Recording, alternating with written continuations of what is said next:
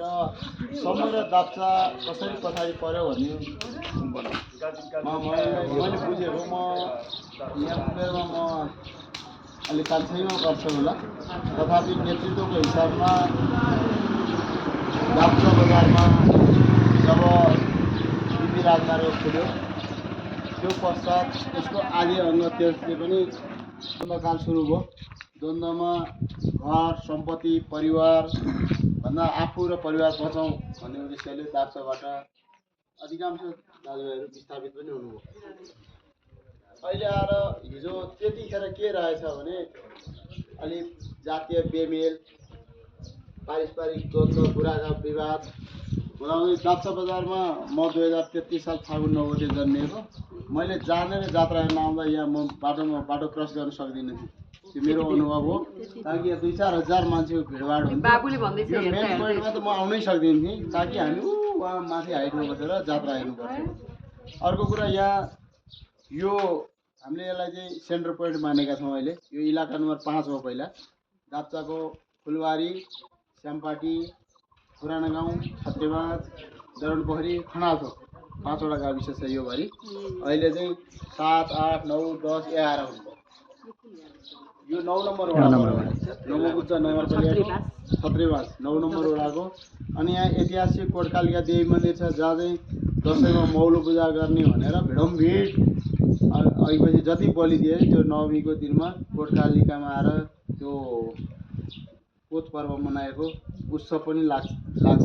र अहिले पनि करिब आज विस्थापित भएको अवस्थामा यहाँ श्रीकृष्ण जन्माष्टमीको दिन 2 दिन नमोबुद्ध नगरपालिकाले बिदा पनि दिन्छ। यहाँ भिडभाड जात्रा लाग्छ र यो कुनै घर खाली हुँदैन होला भाडामा दिनको लागि। त्यो चाहिँ अस्थायी हाट बजार त्यस्तो पनि लाग्छ। तथापि यति हुँदाहुँदै पनि अहिले दाप्चा हेरिटेज जसले सञ्चालन गर्ने उद्देश्य बोकेर आउनुभयो। यसमा प्रत्यक्ष अप्रत्यक्ष म पनि एउटा सहयोगी हो र सञ्जयजी चाहिँ मसँगै पढेको एउटा साथी पनि हो र मेरो यो ससुराली गाउँ पनि हो।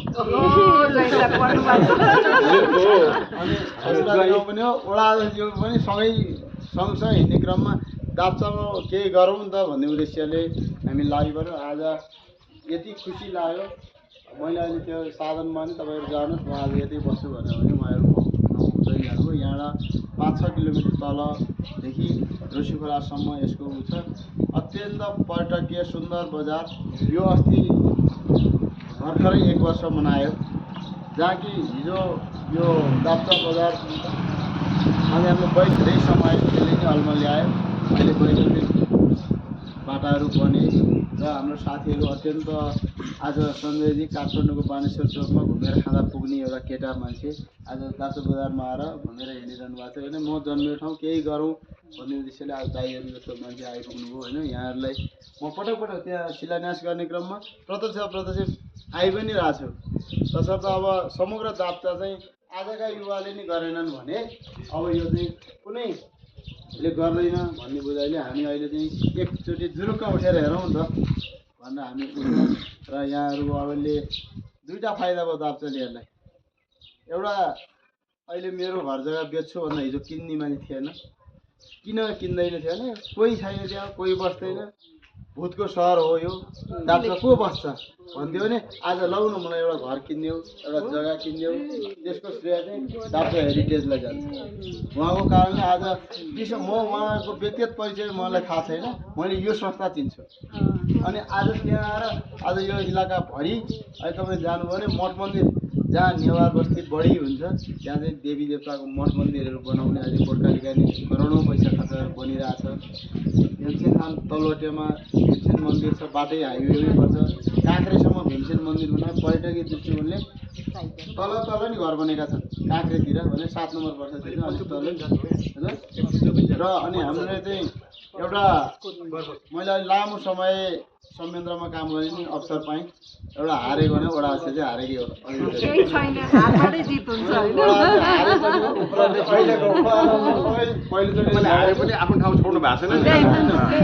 त्यो पञ्चबुद्ध म अलिकति बुद्ध पार्कको बारेमा अलिकति भन्छु। त्यहाँ म जान्थेँ।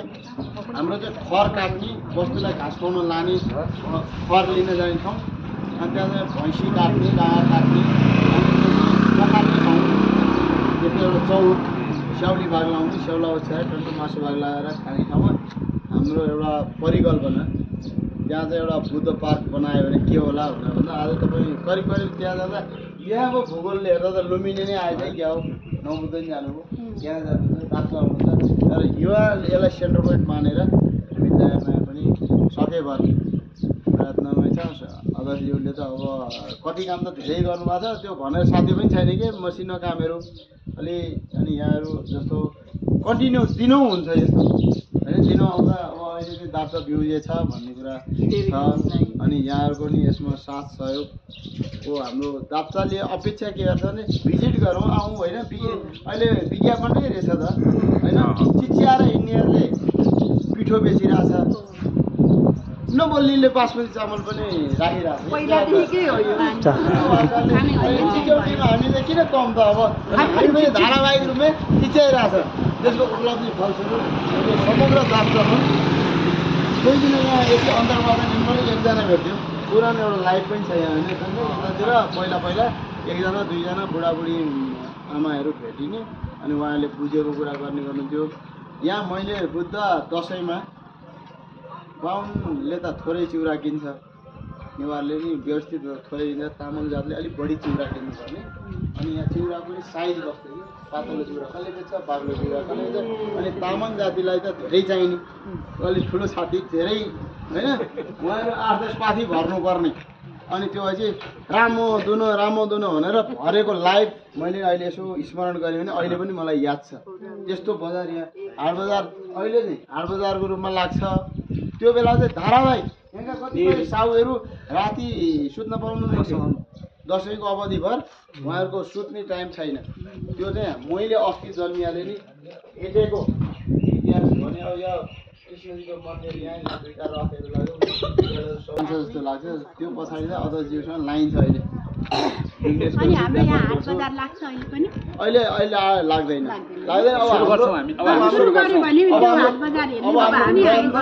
शनिबार सामान किन्न पाइन्छ दाप्छ भनेर गर्न पनि